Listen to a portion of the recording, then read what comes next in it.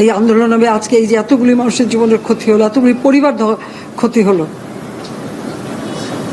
এর দায় দায়িত্ব কাদের?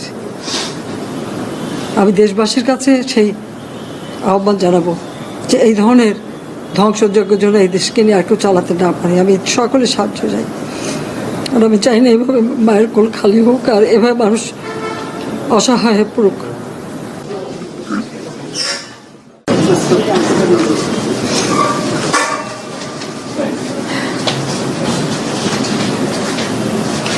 এই কোটা আন্দোলনকারীদের কমপ্লিট শটডাউন আর তার ফলাফল আজকে এই অবস্থা। সমস্ত দাবি মেনে নেওয়ার পরেও তাদের আর সে শাটডাউন শেষ হয় না। কি কারণে আমি বুঝি না। আমরা তো সম্পূর্ণ দাবি মেনে নিয়েছি, একটা মানলে আর একটা, আর একটা মানলে আর একটা, আর এর ফল আজকে জ্বালিয়ে পুড়ে সব একদিকে ছাড়খার। আর আজকে কত মানুষ জীবন হারালো, কতগুলি মানুষ পঙ্গু হয়ে যাচ্ছে, কতগুলি মানুষ। এবং ঠিক এই 2001 সালে এরকম তাণ্ডব বিএনপি জামাত জোট চালিয়েছিল। আওয়ামী লীগের প্রায় 21,000 নেতাকর্মী হত্যা করে, কত মানুষ গুলি খেয়ে তাদের ঘর বাড়ি হাত পা কেটে দেওয়া, চোখ তুলে দেওয়া, মেয়েদের রেপ করা, এই তাণ্ডব ছিল। আবার 2013 সালে অগ্নিসন্ত্রাস, 13, 14, 15 আগুন জ্বালানো, সব যে গাড়ির ভিতরে, বাসের ভিতরে মানুষ, সেখানেও আগুন জ্বালানো। 23 সালে সেখানেও সেই তাণ্ডব। আর প্রতিবারই পুলিশের উপরে আঘাত, পুলিশের হত্যা, মানুষ মেরে ঝুলিয়ে রাখা, পুলিশ মেরে ঝুলিয়ে রাখা, গাজীপুরে আমাদের কর্মী মেরে ঝুলিয়ে রাখা। এটা কি ধরনের রাজনীতি আমরা চাই না। যেখানে দাবি করেছে প্রত্যেক দাবি আমরা মেনে নিয়েছি।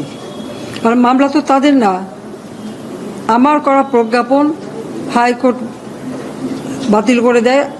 সরকারের পক্ষ থেকেই তো আমরা আপিল করি এবং ওই হাইকোর্টের সে রায় সেটা স্থগিত করে দেওয়া হয়।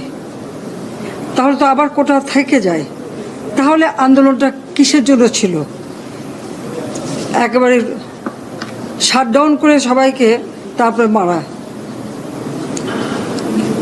যে সমস্ত ঘটনা ঘটেছে আর যেভাবে মানুষগুলি ক্ষতিগ্রস্ত হয়েছে আর যারা মারা গেছে, আমি তাদের আত্মার মাগফিরাত কামনা করি। আর যারা এখন আহত তাদের সকলের চিকিৎসা সুষ্ঠুভাবে হচ্ছে। আমি আমাদের ডাক্তার, নার্স বা কর্মচারী সকলকে আমি আন্তরিক ধন্যবাদ জানাচ্ছি যে তারা দিন রাত অক্লান্ত পরিশ্রম করেছেন। এবং আমাদের স্বাস্থ্য মন্ত্রণালয় থেকে মন্ত্রী, প্রতিমন্ত্রী সহ আমাদের সকলে বারবার এদের দেখে গেছে এবং যা যা লাগে করে দিচ্ছে। আজকে চিকিৎসার জন্য যা যা লাগবে আমরা করে দিচ্ছি। আর যারা পা হারিয়েছে বা হাত হারিয়েছে, আমরা কৃত্রিম পায়ের ব্যবস্থা করে দেব, যাতে তারা আবার সুস্থ মানুষের মতো চলতে পারে, নিজের কাজ করতে পারে। এবং এর মধ্যে একজন আবার প্রতিবন্ধীও, কাজে তার মা যাতে ভালোভাবে চলতে পারে। প্রতিবন্ধী অবশ্য আমরা ভাতাও দিচ্ছি, কিন্তু তাকে আরও ব্যবস্থা করে দেব, আমাদের যতটুকু সাধ্য করে দেব। কিন্তু আমার দেশবাসীর কাছে আমি বিচার চাই, কি অপরাধটা কি করেছি যে এইভাবে, যেখানে আমি মানুষের ভাগ্য পরিবর্তনের কাজ করে যাচ্ছি, মানুষের জীবন মান উন্নয়ন করেছি। আজকে বাংলাদেশ সেই 2008-এর বাংলাদেশ আর 2024-এর বাংলাদেশ তো এক না। বাংলাদেশের মানুষের জীবন মান তো উন্নত হয়েছে। আমাদের অর্থনীতি আজকে কত কত উপরে উঠে গিয়েছিল এবং এটা মনে হলো যে এটা আর কিছুই না। এটা আমাদের অর্থনীতিকে সম্পূর্ণ পঙ্গু করে দিয়ে বাংলাদেশকে আবার ভিক্ষুকের জাতি করে দেওয়া, এটাই বোধহয় এদের পিছনে ষড়যন্ত্র।